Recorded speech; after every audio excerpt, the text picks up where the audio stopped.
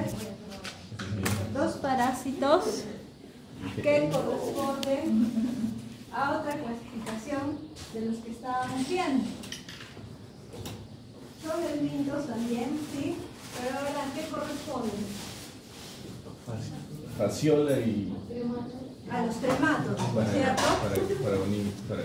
Claro, entonces son la fasciola y el paragonimus son trematos, ¿ya?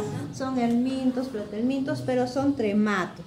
Entonces, ¿qué característica tenían los tremátodos? Que eran planos y en forma de hoja, ¿no es cierto? No solo son estos, fasciola y paragonimus, también tenemos esquistosoma. ¿Ya? Pero esquistosoma no lo vamos a ver en el curso, ¿ya? Pero es para que sepan que dentro de los tremátodos de importancia para el hombre son fasciola, paragonimus y esquistosoma, ¿ya? Entonces acá tenemos que pertenecen a la clase tremátoda, ¿no? El filo un platelmito, pero la clase tremátoda. Entonces estos son endoparásitos de vertebrados. ¿Y cuáles son sus características generales? Pues ya las hemos estado viendo, ¿no? Primero la forma, que son planos y en forma de hoja. Estos también tienen un cono cefálico, ¿sí? Y después del cono cefálico tienen un cuerpo. Este cuerpo no es segmentado, simplemente es una forma de hoja plana, ¿ya? Poseen también una ventosa oral, una ventosa ventral, un aparato digestivo con dos asas intestinales ciegas a los lados laterales, ¿ya? Y un poro genital. Entonces, la mayoría de estos pues son hermafroditas. ¿Y por qué dicen que son la mayoría? Porque nosotros hemos dicho que son tres, ¿no es cierto? El fasciola, paragonimus y esquistosoma.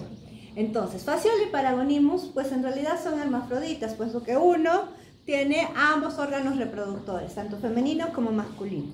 Y el esquistosoma en realidad sí tiene órganos o sexos separados, ¿ya? Por eso es que ahí dice que la mayoría, ¿ya? Pero los que vamos a estudiar nosotros son hermafroditas. Uno tiene tanto órgano reproductor masculino como femenino. Entonces, la mayoría son hermafroditas, pero aquellos, como ya les decía, de la familia Schizomidae son de sexos separados. ¿Ya? El ciclo de vida sí es complejo, van a tener varios estadios larvales. Dentro de estos estadios larvales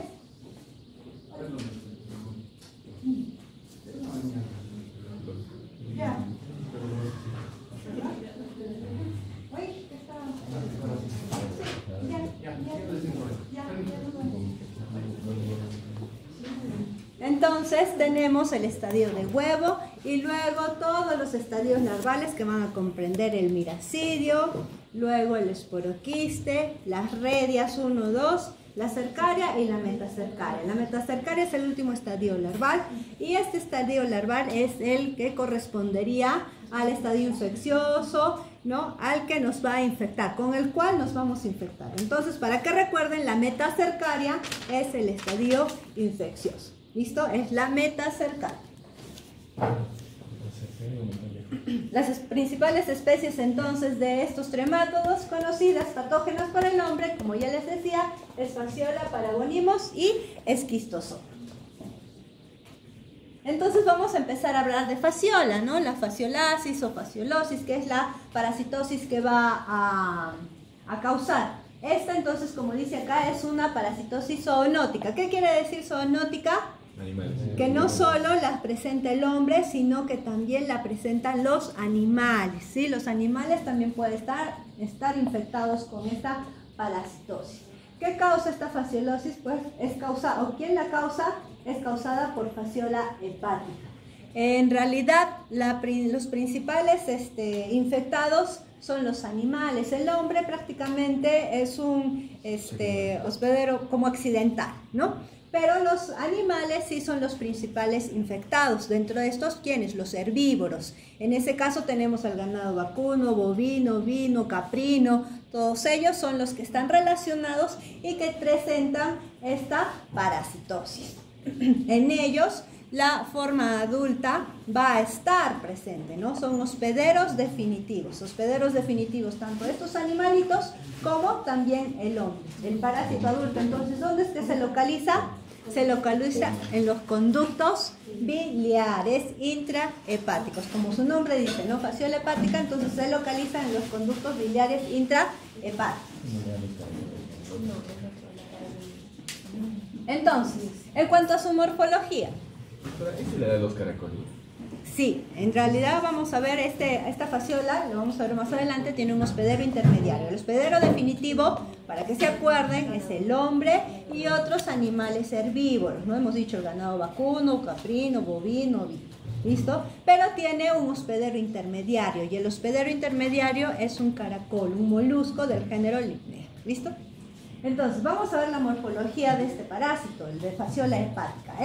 En su forma adulta, pues lo vamos a poder visualizar, como lo vamos a hacer ahora, lo vamos a poder ver. ¿Por qué? Porque en su forma adulta, ¿cuánto es que mide? Mide entre unos 2 a 3 centímetros. Entonces, es grandecito y lo vamos a poder observar. Que tiene un cuerpo en forma de hoja porque es un tremátodo, ¿no es cierto? Un cono cefálico característico, que lo van a ver muy bien cuando vean en vivo estos parásitos. Y presenta 2 ventosas, ¿no? Una ventosa oral, una ventosa ventral. Los 2 ciegos intestinales que les indicaba, que se ramifican lateralmente. Y como son hermafroditas, pues van a tener tanto aparato reproductor femenino como masculino, compuesto por testículos dendríticos, ovarios, útero y también folículos uterinos, ¿no? Y su poro genital. Entonces acá tenemos un dibujo, un esquema de este parásito, ¿no? Acá, en este caso, acá tendríamos el cono cefálico que tiene la ventosa oral, ¿no? Acá tenemos la ventosa ventral y acá tenemos el poro genital, ¿sí? Este es el cuerpo aplanado en forma de hoja. Esto que está acá, con color café, color naranja, son los ciegos intestinales, ¿no? 2 ciegos intestinales. ¿Listo? Y acá tenemos el aparato reproductor femenino como el aparato reproductor masculino y todo lo que ven acá son las glándulas vitélicas. Entonces, esta ya es una fotografía de este parásito adulto, ¿no? Acá vemos el cuerpo en forma de hoja aplanado y esto que ven acá, esta parte que ven acá, es el cono cefálico. ¿Listo? ¿Cuánto es que mide? Entre 2 a 3 centímetros, como está acá, ¿no? Medido. Y esta es otra imagen. Acá vemos el colo cefálico característico, el cuerpo, pero esta ya es una imagen coloreada, ¿no? Pero así es como los vamos a ver de forma directa. Igual acá tenemos otra imagen en la que podemos ver el cuerpo, el cono cefálico, y acá tenemos una imagen histológica en la cual hemos hecho un corte histológico a este parásito, ¿no? Longitudinalmente, y estamos viendo acá que la presencia del cono cefálico. ¿Listo? Esta es la presencia del cono cefálico, la ventosa oral. Lo que están viendo acá en café, todo esto son la presencia de los huevos, ¿ya? Y acá tiene su ventosa ventral y el poro genital. Igual, acá están viendo los ovarios ramificados, el útero ramificado, ¿no? Los testículos van a estar y también las glándulas vitelinas, que es lo que se observa. Entonces, ya sabemos que la morfología adulta de esta fasciola mide 2 a 3 centímetros en forma de hoja, el cono cefálico característico, ¿no? Es hermafrodita porque tiene órganos reproductores femeninos como masculinos. Ahora, en el huevo, ¿cuál es la morfología de huevo de esta fasciola hepática? El huevo es operculado. ¿Se acuerdan qué otro parásito tenía huevo operculado? El Diphyllobotrium, ¿no es cierto? El Diphyllobotrium. Ajá, el Trichuris tenía sus tapones a los extremos, ¿ya? El Diphyllobotrium es operculado también. Sin embargo, este se diferencia por su tamaño. Miren el tamaño que tiene este huevo, 150 micras. Diphyllobotrium era ni la mitad de eso, ¿no? Entonces este huevo es uno de los más grandes dentro de estos helmintos de los cuales hemos estudiado, si no es el más grande, ¿no? Mide 150 micras y si nosotros lo observamos con el objetivo de 40X, que es con lo que hemos estado observando estos huevos, pues prácticamente vamos a ver que a diferencia de los otros que hemos visto en la imagen del microscopio, pues va a abarcar una gran parte de lo que es el campo visual con 40X. ¿Listo? Entonces, el tamaño de estos huevos son operculados, es su característica, pero también la característica con la que podemos diferenciarlos es el tamaño, son más alargados, miden 150 micras, es decir, que miden casi el doble del tamaño de los huevos que hemos estado viendo, como Diphyllobotrium o como Ascaris también, ¿no? Son de color amarillento y salen con las heces del huésped como huevos no embrionados. ¿Listo? ¿Por qué salen por las heces del huésped? Si al final se encuentran o se alojan en los conductos biliares intrahepáticos.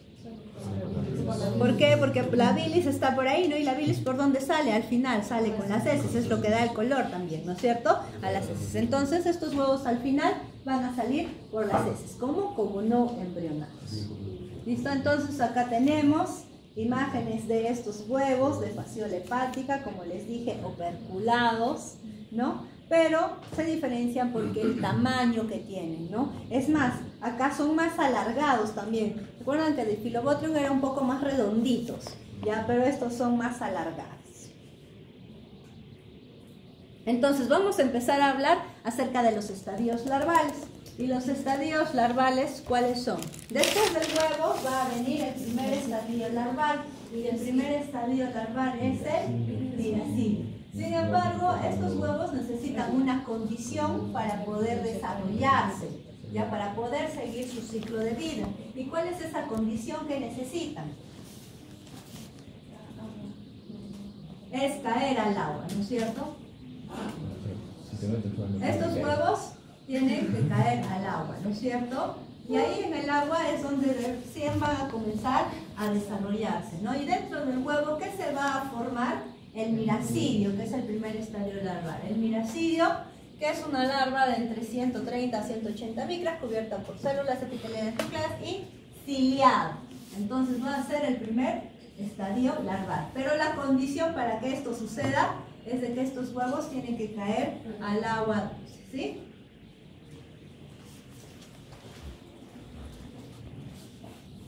Luego tenemos el siguiente estadio larval, que es el esporoquiste. ¿Sí? El esporoquiste es un saco de 1 milímetro más o menos, con una doble pared, que encierra una cavidad llena de células envenenadas que van a dar luego origen a los siguientes estadios larvales, que en este caso son las redes. Entonces tenemos huevo, dentro del huevo se va a formar el miracidio una vez que este huevo caiga al agua, y luego se va a formar el esporoquiste. Y luego del esporoquiste se van a formar las redes, ¿no? Redia 1 y redia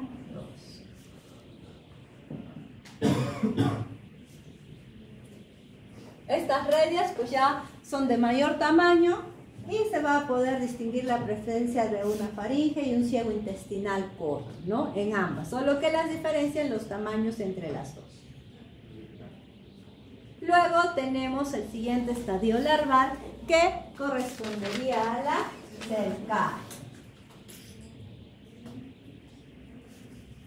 Entonces en la cercaria son más grandes, visibles, y cuando se aplasta el caracol esté infectado, ¿no? Porque después vamos a ver en el ciclo de vida, el caracol pues tiene estos estadios larvales, ¿no? ¿Qué es lo que presenta el cuerpo? Presenta, como ven acá, una ventosa oral, una ventosa ventral, y ya dentro van a presentar pues estos ciegos intestinales. Y otra característica es que tienen una cola, ¿listo? Una cola así. Entonces esa es la cercaria. Y al final, el último estadio larval va a ser la metacercaria. ¿Listo? Y como les decía, esta metacercaria, ¿qué es? Es el estadio infeccioso para los humanos. Para el hospedero definitivo, que en este caso puede ser una persona o estos animales herbívoros de los que habíamos hablado.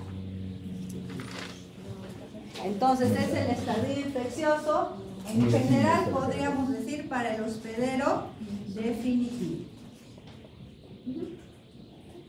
Para el caracol es El miracidio no. El caracol es el que va a invadir el miracidio. Tiene que ir al miracidio y en el miracidio va a comenzar su transformación. ¿Listo? Entonces, acá tenemos el último estadio larval, que sería la meta cercaria. Son esféricas, 500 micras aproximadamente, presentan una cubierta quitinosa que al final cubre a la fasciola juvenil. En el interior, entonces, del juvenil se distinguen también ¿qué? Una ventosa oral, ventosa ventral y también ya los ciegos y los ojos. Pero ya pierde la cola, ¿no? La metacercaria pierde su cola. La cercaria es la que tiene cola, la metacercaria pierde su cola y está como que en un quiste, ¿no? Está enquistada. ¿Listo? Entonces, esto es de lo que hemos hablado. Acá está la fasciola hepática en el adulto, ¿no es cierto? Que ya lo hemos descrito. El huevo, que es operculado, no embrionado, así es como va a salir. Y los estadios larvales. Este estadio larval, el miracidio, el esporoquiste, las redias, la cercaria, ¿no? Y la metacercaria. Entonces vamos a hablar del ciclo biológico. ¿Cómo es que nosotros, o el hombre o el hospedero definitivo, va a adquirir la enfermedad? Entonces, está muy relacionada la parasitosis de fasciola hepática, está muy relacionada a unas plantas, ¿sí? Que es el berro. Entonces, la condición del berro está muy relacionada a esta parasitosis.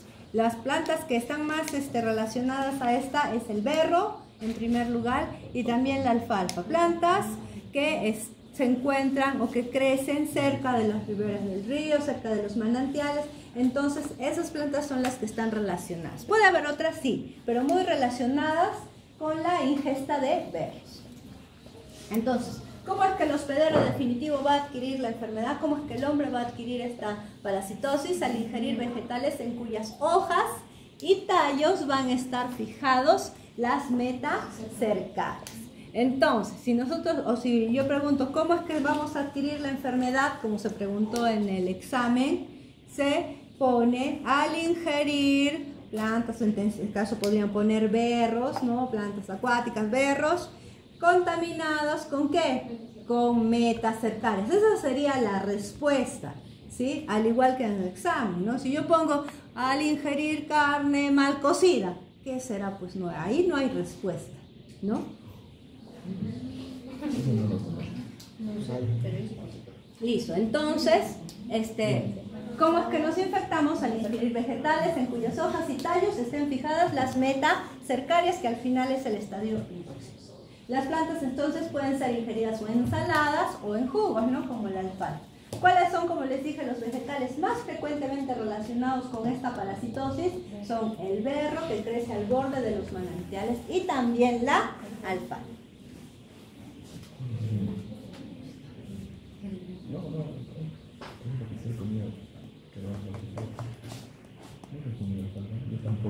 Entonces, estas metacercarias, ¿qué es lo que va a pasar? Estas metacercarias las vamos a ingerir, ¿no es cierto? Cuando comamos en ensaladas o en jugo estas plantas que están contaminadas con, ¿no?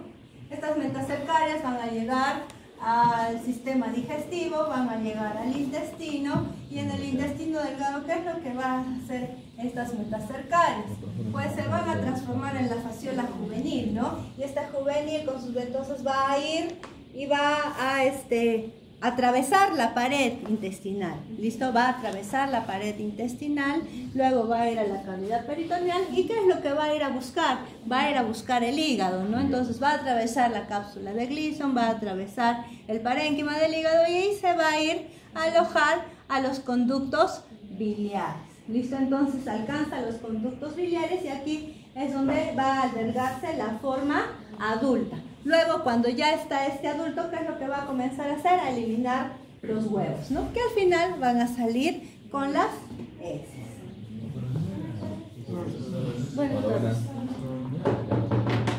las heces con los huevos, entonces, ¿qué dije? Que tienen una condición, deben caer al agua. ¿Listo? Donde los huevos van a desarrollar hasta miracidio, en aproximadamente 15 días, ¿no es cierto? Este miracidio luego va a salir por el opérculo de este huevo estimulado por la luz solar, ¿no?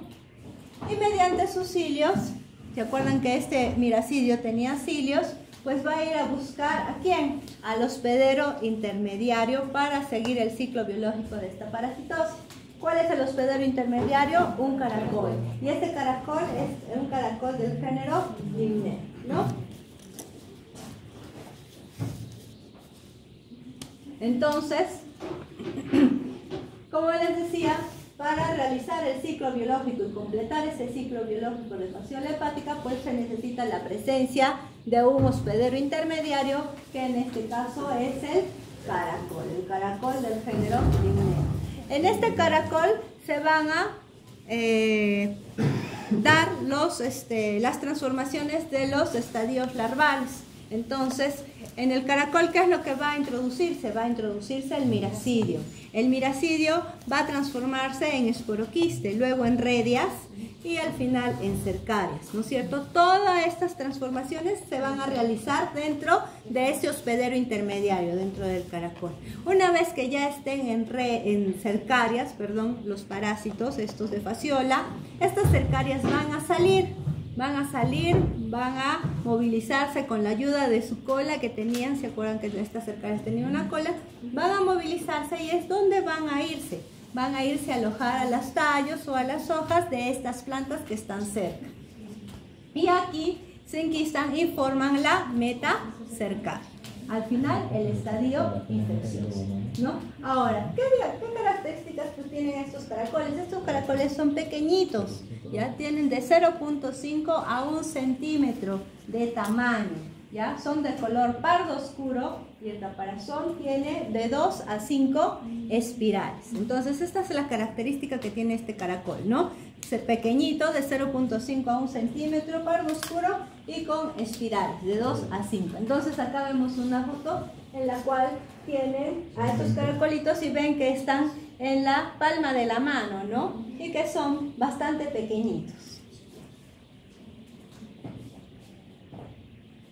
Entonces, sin estos caracoles, pues tampoco seguiría o se completaría el ciclo de vida de esta fasciola hepática. ¿Listo?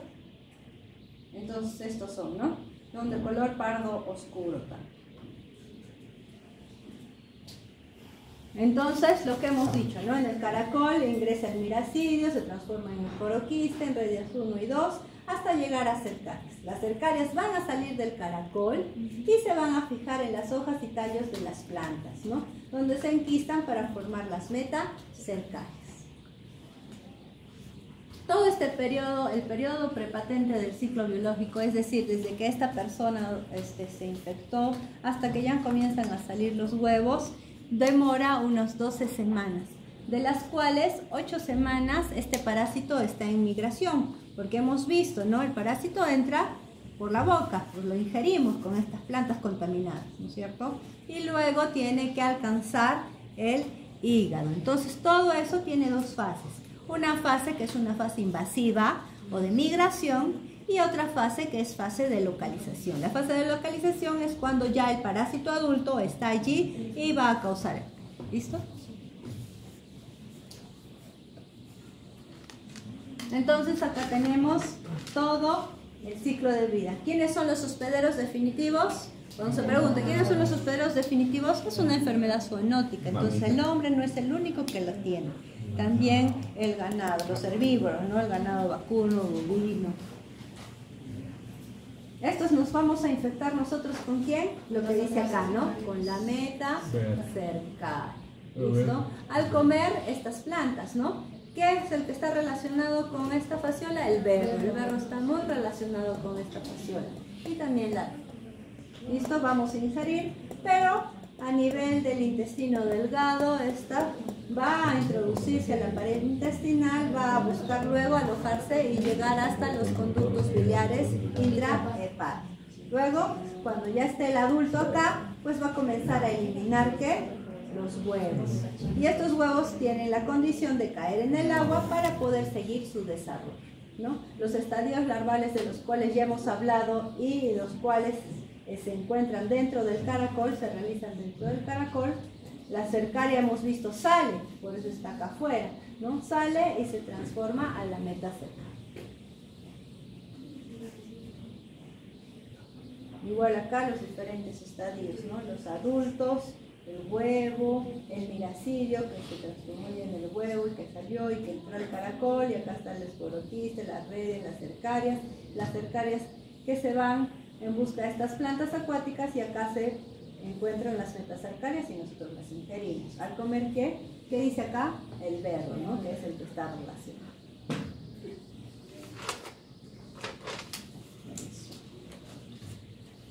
Acá. Ya hemos dicho, los caracolitos cuánto miden, de 0.5 a 1 centímetro, color pardo oscuro y de 2 a 5 espirales. Entonces, ¿cuál es la patogénesis? Tenemos dos fases, ¿no? La fase invasiva, que es la fase de migración, y la fase de localización. Dentro de la fase invasiva, el juvenil, la fasciola juvenil atraviesa pues varias barreras, ¿no? Una de ellas, la pared abdominal, ¿no? La cavidad peritoneal, la cápsula de Gleason, hasta llegar al parénquima hepático e introducirse a los conductos biliares, ¿no? Y durante esta migración, durante esta fase invasiva, ¿qué daño nos van a poder producir? Nos van a producir daño destructivo al momento de estar migrando, van a romper vasos, van a romper células, ¿no es cierto? Van a ir migrando, ¿no? Va a haber producirse hemorragias también, daño inmunoalérgico, microabscesos eosinofílicos, daño inflamatorio, y este daño inflamatorio también va a producir fibrosis, ¿no? Por el trayecto por donde están pasando. ¿Listo? Y también un daño exfoliatriz, porque este parásito también se alimenta, ¿no? ¿Y de qué se alimenta? De tejidos y de sangre.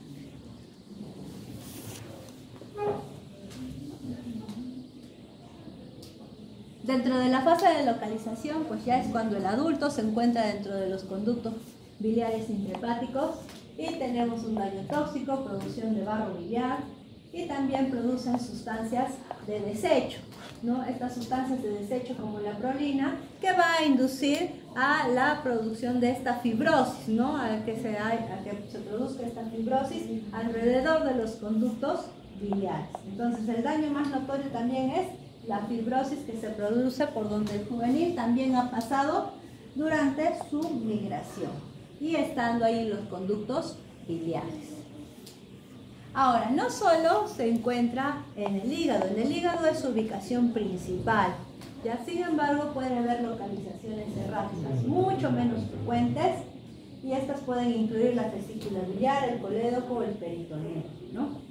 En estas circunstancias la patología consiste en nódulos de 5 a 10 milímetros más o menos y lesiones producidas por la migración y que van a estar acompañadas de inflamación y también de fibrosis. En cuanto a las manifestaciones clínicas, un buen número de pacientes son asintomáticos. Muchas de las parasitosis que hemos visto pues son asintomáticos, ¿no? Entonces, un buen número son asintomáticos. ¿Y corresponden a quiénes? Está muy relacionada la sintomatología o los pacientes que son asintomáticos a el número de parásitos que tengan, ¿no? A la cantidad de parásitos que tengan. ¿Listo? Entonces, la sintomatología se inicia con ¿qué? La fase aguda. Primero está caracterizada por un síndrome febril, ¿ya? Hepatomegalia dolorosa y elevada eosinofilia. Es una de las parasitosis que también tiene una eosinofilia considerable, ¿no? Pudiendo encontrarse un rango de 30 o 40% de eosinofilia. ¿Se acuerdan que una de las parasitosis que habíamos estudiado que tenía mayor cantidad o porcentaje de eosinofilia era de estrongiloides, ¿no? Esta también pues puede tener una cierta porcentaje elevado de eosinofilia, muy considerable. Hay una fase también obstructiva, en la que el dolor hepático es más acentuado y de tipo cólico, ¿no? Entonces, si hay una obstrucción, tendríamos que tener un síndrome o una colecistitis o un síndrome coledociano, ¿no? Es lo que podríamos tener en ese caso. Han visto el tamaño de esos parásitos, entonces son grandes y estos están alojados en los conductos. Producen también hacen que se produzca una fibrosis, inflamación, y más estos parásitos o la cantidad de estos pues pueden producir también problemas obstructivos. En casos graves entonces puede haber anorexia, pérdida de peso, fiebre persistente, reacciones alérgicas e ictericia por obstrucción, ¿no? Donde se encuentran en los conductos biliares. Entonces, si están obstruyendo estos conductos, ¿qué va a producirse? Esta acumulación de la bilis provocando una icteris.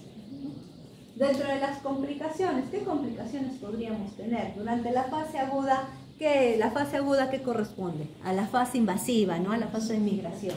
El parásito está migrando. Puede haber una peritonitis, puede haber ruptura espontánea del hígado o migraciones erráticas que también hemos dicho que se pueden presentar. Y durante la fase crónica tenemos sobre todo lo que es la obstrucción, ¿no? Puede ser obstrucción del colédoco en donde se produciría un síndrome coledocial, que ustedes ya también lo conocen.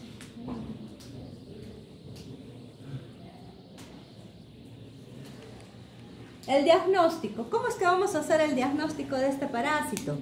Tenemos pues la fase aguda. En la fase aguda, en la fase invasiva o de migración, es un tanto difícil, porque ¿dónde está el parásito? El parásito está migrando y no va a salir o no lo vamos a encontrar por ningún lado, ¿no? A menos que hagamos una biopsia, ¿ya? Pero entonces es más difícil, ¿no? Puesto que el parásito, como les decía, este mismo pues está migrando. Para confirmar la sospecha clínica, entonces más nos ayudarían las pruebas inmunológicas, ¿no? Pruebas de inmunodiagnóstico. En este caso podrían ser el ELISA, el Western blot, o también hay una prueba de inmunoelectroforesis que se llama el ARCO2. ¿Listo? También tenemos las pruebas de ELISA, las pruebas de Western blot. También hemos dicho que el hemograma también nos puede ayudar, ¿no? No es que sea algo que indique la parasitosis, ¿no? Pero es algo que vamos a encontrar, ¿no? En estos pacientes con parasitosis, pues tenemos un hemograma con una eosinofilia entre 30 al 40%. ¿Listo? Entonces siempre también pensar de que si algún paciente tiene algún tipo de diarrea o lo que fuere, o cuando está o a la consulta y tiene y ustedes generalmente el hemograma es la prueba que con mayor frecuencia pues uno pide, ¿no? Cuando está en la consulta y le pide al paciente, ¿sí? Y si en un hemograma le sale una eosinofilia elevada, pues también siempre pensar en alguna parasitosis, ¿no? No quiero decir con esto de que el hemograma con eosinofilia es un parásito, no, porque puede haber otras condiciones alérgicas que también las puede dar, pero siempre hay que abrir el panorama y ver los diagnósticos diferenciales que puede haber. Ya les he dicho que muchas parasitosis a veces no producen sintomatología, ¿no? Entonces hay que también considerar. La biopsia también para búsqueda de las formas larvales, ¿no? Estos entonces nos van a poder ayudar en el diagnóstico en la fase aguda. Y en la fase crónica, pues muy simple, ¿no? La fase crónica es ya la fase de localización, el parásito está en los canalículos biliares, en los conductos biliares, y pues va a comenzar a eliminar huevos. ¿Y estos huevos por dónde van a salir? Por las heces. Entonces, ¿cómo podríamos diagnosticarla? Con una muestra de heces, ¿no? Una muestra de heces que le solicitemos al paciente, y en la muestra de heces vamos a poder encontrar estos huevos de fasciola hepática. Una vez que encontramos los huevos de fasciola hepática, eso ya nos da el diagnóstico, ¿no? Entonces el diagnóstico lo podemos hacer por la búsqueda de huevos en las muestras de heces, ¿no? Los métodos de concentración, pues sí hemos estudiado algunos, ya les he dicho que la mayoría de estos no se logra hacer muy de rutina en el laboratorio. Lo más de rutina que se logra hacer es la sedimentación rápida, ¿ya? También tenemos examen de la bilis o mediante un tubaje duodenal, ¿no? En búsqueda de huevos, o también podemos ver con estas endoscopías, estas pancreatocolangiografías retrógradas que van más adentro y que pueden ver el duodeno y hasta llegar a los conductos biliares comunes, pues de repente podemos ver a estos parásitos, a estos adultos, ¿no? La serología, el inmunodiagnóstico, un ELISA, un Western blot también nos va a ayudar en esta fase, y también, como les decía, la ecografía, ¿no? Entonces acá tenemos una imagen en la cual, ¿qué es lo que dice acá? Que se está observando adultos de fasciola hepática, ¿no? ¿En qué procedimiento? En una colangiopancreatografía endoscópica retrógrada, ¿no es cierto? Entonces esta es una imagen de los conductos biliares comunes. Entonces acá tenemos un paciente humano, en el cual se hace este procedimiento. ¿Y qué es lo que ven acá? Acá está la pinza, ¿no es cierto? ¿Y qué es lo que está agarrando esta pinza? Está agarrando a la fasciola. Este es el parásito, ¿listo? Este es el parásito. ¿Y qué lo está haciendo? Lo está como que despegando, ¿no? de estos conductos. Igual acá tenemos un asa, ahorita está usando un asa, y esto que vemos acá es el parásito. ¿Listo? Entonces acá tenemos la pinza y acá está jalando a este parásito, ¿no es cierto? ¿Qué es esto? Y acá también tenemos un asa, la cual está sacando a este parásito, ¿no? Entonces, ¿lo podemos ver? Sí, lo podemos ver. En cuanto al tratamiento, el tratamiento o el antiparasitario de elección para esta parasitosis es el triclavendazol. El triclavendazol, que se da en tabletas de 250 miligramos por 2 días. O si es por dosis por kilo de peso, de 10 a 12 miligramos por kilo de peso. Entonces, el tratamiento de elección, el antiparasitario de elección para fasciolosis hepática es el triclavendazol. Acá tenemos una imagen en la cual podemos apreciar zonas endémicas en el Perú, ¿no? Entonces tenemos reporte de caso de fasciola en el Perú. Y dentro de estas, el hiperendémico está en color rojo, ¿no? ¿Y quiénes están en el hiperendémico? Pues uno de los departamentos que está, bueno, es Arequipa. Arequipa, Cusco, Puno, ¿no? Cajamarca, son los departamentos en los cuales hay mayor prevalencia de esta parasitosis.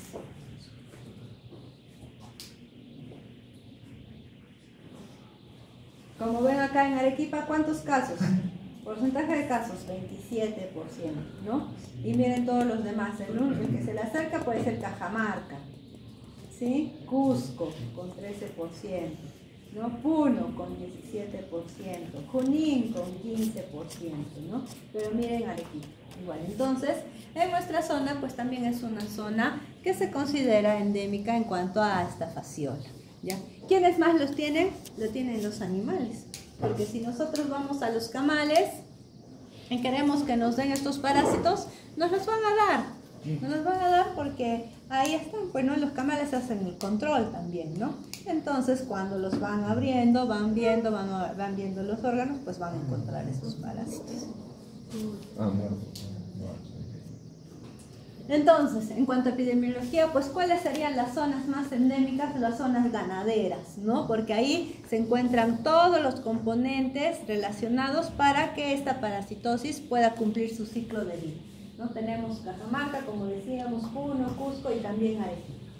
¿Cómo es que adquirimos la enfermedad o esta parasitosis? Al comer plantas acuáticas infectadas, en este caso relacionado mucho el berro o la alfalfa, infectadas ¿con quién? Con las metacercarias, ¿no? O también, aparte de comer estas plantas, el consumo de agua de manantial, ¿no? Las metacercarias, perdón, pueden estar fijas en estos tallos, en estas hojas de estas plantas, o también pueden estar en el agua.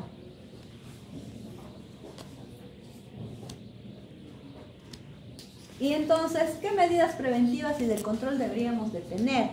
Una de ellas, pues no comer berros en forma de ensalada, ¿no es cierto? O evitarlos, ¿no? Lo más que se puede. No tomar jugos de berros ni de alfalfa. No tomar agua de manantiales, siempre tomar agua potable, no tomar, por más limpio que los vean, no tomar agua de manantial, ¿no? Siempre tienen que tomar agua potable. El tratamiento también periódico del ganado vacuno, bovino u ovino, ¿no? Estos que están muy relacionados, que son hospederos definitivos y que por las heces van a comenzar a eliminar estos huevos que van a caer pues a estos manantiales, a estos sitios, y pues va a seguir su desarrollo, ¿no es cierto? Entonces un tratamiento también periódico del ganado.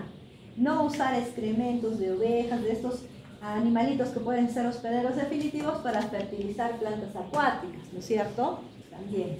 Y también, una cosa importante, usar molusquicidas, ¿no? Que hemos dicho que hay un hospedero intermediario, y ese hospedero intermediario es un caracol. Entonces usar un molusquicida químicos para eliminar estos moluscos o estos caracoles. Entonces esas serían las medidas preventivas y de control que podríamos tener para evitar esta enfermedad parasitaria. Entonces, ¿hay alguna pregunta? Entonces, puntos para recordar. fasciola hepática tiene dos hospederos, hospedero definitivo, que es el hombre, y el ganado herbívoro, ¿no? Que ya hemos visto quiénes son, y el hospedero intermediario, que es el caracol del género Limnea, que es un molusco. ¿Listo? Ahora, ¿con qué está relacionado? Con el consumo de berro, ¿no? Acuérdense siempre, consumo de berro, también de alfalfa o de agua de manantial, ¿no? Pero el consumo de berro es el que está más relacionado. ¿Ya? ¿En qué platos se comen berros, doctora? En ensaladas. En ensaladas. ¿En ensaladas cualquiera? Sí, en ensaladas. En ensalada. Y alfalfa también en jugos, ¿no? Que igual los son. Ya, entonces, recordar eso. Sí, recordar eso, en cuanto a los huevos, los huevos son operculados, ya hemos visto la forma del adulto, ya hemos visto los diferentes estadios larvales, el estadio infeccioso es la metacercaria, ¿no? Y al final el hombre va a eliminar estos huevos por las heces, ¿no es cierto? Tenemos una fase invasiva o aguda y una fase crónica o de localización, ¿no? Doctora, entonces, solamente en la fase crónica, que es la fase de localización, solamente ahí vamos a tener que el examen de desinfección. Claro, porque en la fase de localización los adultos ya están allí y van a comenzar a eliminar los huevos, ¿no? Doctora, disculpe, si por X motivo hay una complicación donde se va a cualquier lugar, es errático el parásito. Las pruebas inmunológicas son las que nos van a ayudar, ¿no? Pero llega a establecerse o produce huevos estando en ese lugar diferente. Errático, pues no, porque la localización más que todo es, has visto que les dije que producían nódulos, más esas cosas, ¿no? O sea, pero no es que vaya a crecer también la fasciola, ¿no? Como crecen los conductos biliares, pero más producen nódulos, inflamación, fibrosis, todo eso. Listo, entonces vamos a empezar a ver este último tremátodo, que es el Paragonimus, ¿ya? El Paragonimus también es un tremátodo, son diferentes especies las que hay, y dentro de las cuales en Perú, pues la que predomina es el Paragonimus peruvianus. ¿Listo? Ahora, el Paragonimus es un tremátodo, pero este tremátodo, ¿dónde es que va a localizarse? Entonces, fasciola hepática, fácil, ¿no? En el hígado, ¿sí? Paragonimus, no Paragonimus, la localización que va a tomar es el pulmón. Entonces, en los pulmones se va a localizar el Paragonimus, ¿ya? Y se adquiere, porque ahora, como todo, la principal ubicación es el pulmón, ¿no? Pero también puede tener otras ubicaciones. Entonces, ¿cómo es que se adquiere esta parasitosis? Esta al final se va a adquirir por ingerir cangrejos infectados con metacercarias. Entonces también el estadio infeccioso acá en Paragonimus también es la metacercaria de Paragonimus, ¿no es cierto? Son solo cangrejos de agua dulce, ¿verdad? Sí, cangrejos de agua dulce. Cangrejos de agua dulce infectados entonces ¿con qué? Con metacercarias. Entonces, como ya les decía, existen varias especies y dentro de las que existen en nuestro país, el peruvianus es el que corresponde a la mayoría de los casos humanos diagnosticados acá en Perú. Entonces, recordar que Paragonimus, al final, ¿qué es lo que va a afectar? El pulmón, ¿ya? Entonces, ahora, Paragonimus pues se complica un poquito más. ¿Por qué? Porque tiene dos hospederos intermediarios. Para Paragonimus, nosotros somos los hospederos definitivos. También es una enfermedad zoonótica porque la pueden tener varios tipos de animales, ya sean domésticos o silvestres, ¿no? Y también el hombre, ¿ya? Vamos a ser los hospederos definitivos. Sin embargo, va a haber dos hospederos intermediarios. ¿Cuáles son estos hospederos intermediarios? El primero, igual, un molusco, un caracol, pero este ya no es del género Limnea, que correspondía a lo que era fasciola hepática, sino este es del género Aropyrgus columbiensis. Este es el primer hospedero intermediario, un caracol del género Aropyrgus columbiensis. Y luego de este caracol tenemos a un segundo hospedero intermediario que vendría a ser un crustáceo, ¿no? Un crustáceo de agua dulce, como lo decía, que es el cangrejo, el Hippolobosera chilensis, ¿no? Que sería el segundo hospedero intermediario. Y al final, hospederos definitivos, pues somos nosotros, el hombre y una amplia variedad de mamíferos domésticos como también silvestres. En cuanto a la morfología de este parásito, también tiene forma de hoja, tiene un cuerpo oval, ¿no? Y este es más chiquito que Fasciola, ¿no? Mide entre 15 a 17 milímetros de longitud, cubierto por espinas, posee una ventosa oral, una ventosa ventral y 2 ciegos intestinales con un poro genital.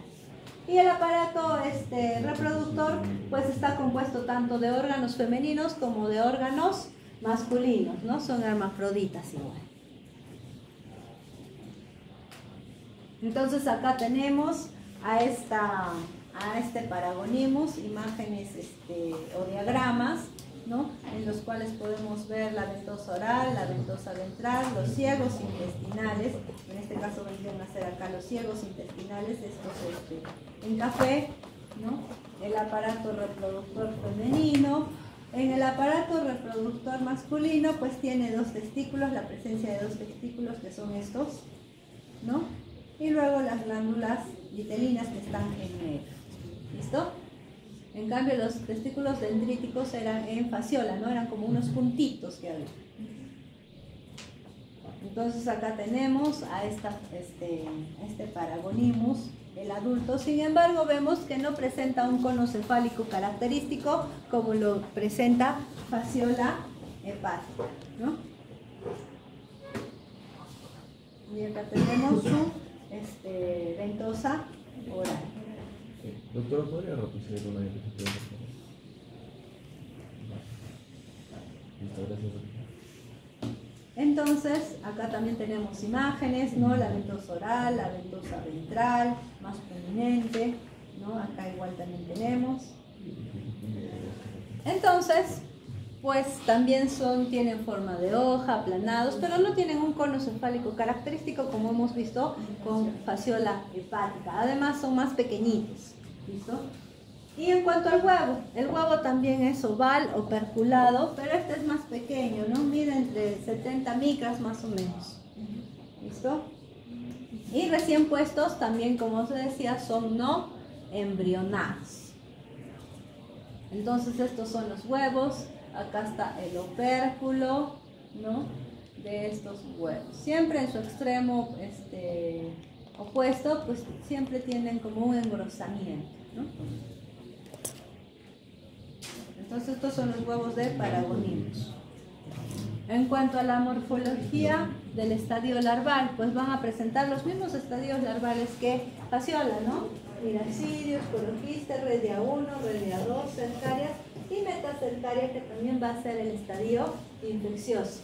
Este estadio, como dice ahí, es infectante para el huésped definitivo. Entonces, ¿cómo es que adquirimos la enfermedad? Al comer estos cangrejos de agua dulce mal cocidos, infectados ¿con quién? Con las metacercarias. Estos también, metacercarias, atraviesan la pared intestinal, llegan a la cavidad peritoneal, pero es que ¿a dónde se tienen que ir? Ahora tienen que atravesar el diafragma, ¿no? Tienen que atravesar el diafragma, la pleura, hasta llegar al pulmón, ¿no? Entonces, el parénquima pulmonar se instala y alcanzan su madurez. Ahí es donde van a quedarse en la forma adulta.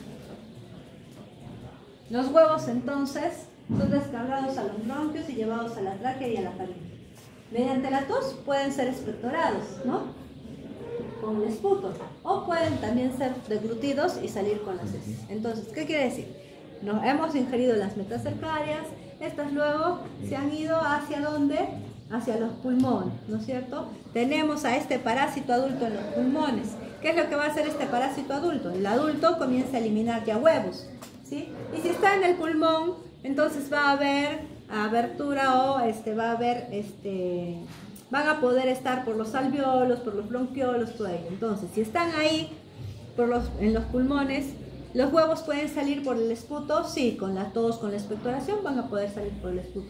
Pero también hay algunos que están subiendo, no están llegando hacia arriba, pero los podemos deglutir, ¿no es cierto? Y si los deglutimos, pues entonces saldrían con las heces.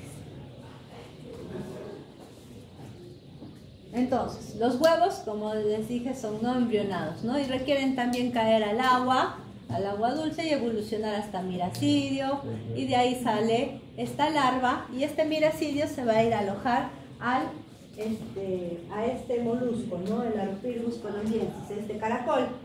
Entonces, este caracol, que es el primer hospedero intermediario, van a ir ahí y se van a desarrollar hasta formar las cercarias. Entonces, dentro de este molusco también va a ingresar como miracidio y se va a transformar hasta cercaria.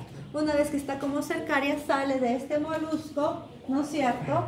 Y nadan hasta localizar a un cangrejo, que sería el segundo hospedero intermediario. Entonces, estas cercarias van a ir en búsqueda de un cangrejo, en este caso de este género, el Hippolobosera chilensis, que es el segundo hospedero intermediario. Estas cercarias van a penetrar en el cangrejo y se van a convertir en metacercarias. Y luego el huésped definitivo se infecta al consumir cangrejos infectados con estas metacercarias. ¿Listo? Entonces, estos moluscos o estos caracoles, han visto también, son bastante pequeñitos, bien pequeñitos, que en este caso serían el primer hospedero intermediario, y acá sería el segundo hospedero intermediario, que es el cangrejo, un crustáceo. Entonces tenemos un molusco y un crustáceo.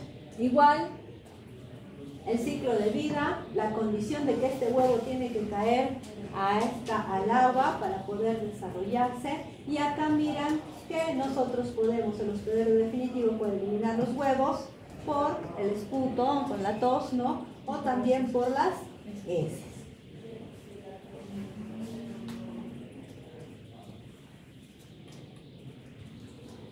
En cuanto a la patogénesis, tenemos también la fase de migración, puede haber dolor abdominal. ¿Por dónde están? Lo hemos ingerido, entonces tienen que salir de ahí, ¿no? Dolor abdominal, diarrea, fiebre, urticaria y dolor torácico y disnea. Ya muy importante el dolor torácico, la disnea, porque después estas van a ser las manifestaciones clínicas al final. Durante la fase de localización intrapulmonar, donde el parásito alcanza su estadio adulto, ¿qué es lo que va a producirse?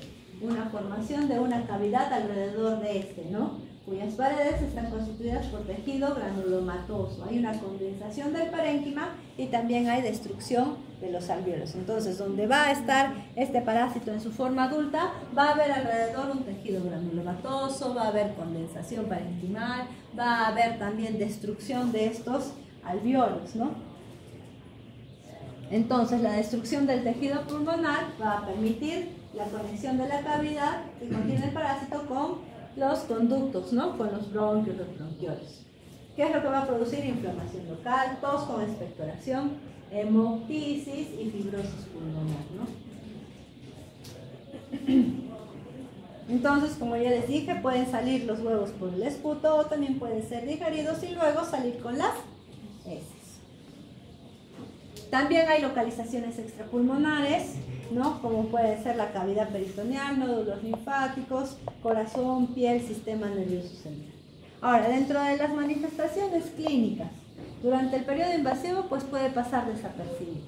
En cambio, ya en el periodo de localización sí va a dar manifestaciones clínicas, ¿no? Está en el pulmón, sí da manifestaciones clínicas. Entonces, en el periodo de localización es cuando ya el parásito está presente en el pulmón, ¿no? ¿Qué es lo que puede presentar este paciente con esta parasitosis? Tos persistente con expectoración sanguinolenta. Entonces, ¿cuál es la enfermedad que ustedes deberían de buscar cuando tienen una tos persistente con expectoración sanguinolenta?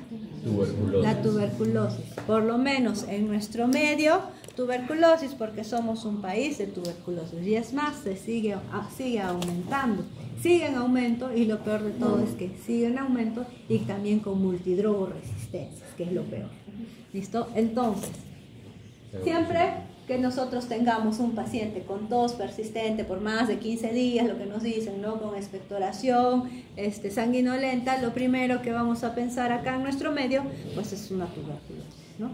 Entonces, como dice acá, dada la alta incidencia de tuberculosis pulmonar en estas zonas endémicas de estos parásitos, pues también hay confusión en diagnosticar como tuberculosis a toda persona con expectoración agustosa. Y así muchos de estos pacientes que puedan estar infectados con este parásito, pues van a de repente poder ser tratados como tuberculosos.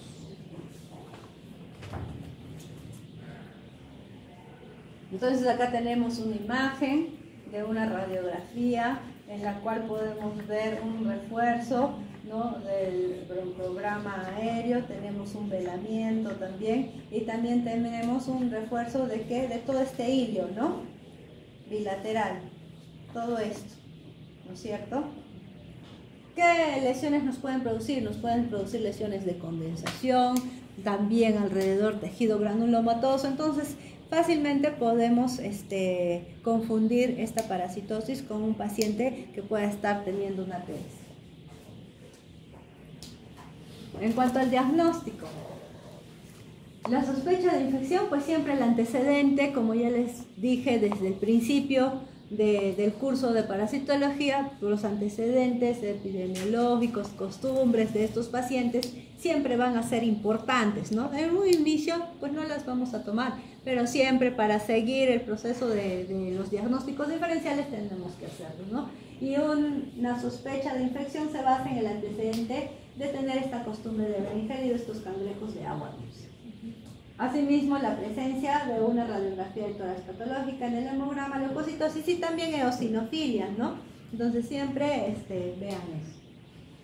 El diagnóstico se confirma ¿cómo? Con el hallazgo de estos huevos, ya sea en el esputo o en las heces, ¿no? Y también es de ayuda, pues, las pruebas serológicas, ¿no? Hay una prueba de intradermoreacción, también hay pruebas serológicas como el ELISA o el Webster Blot, y también podrían ser las biopsias.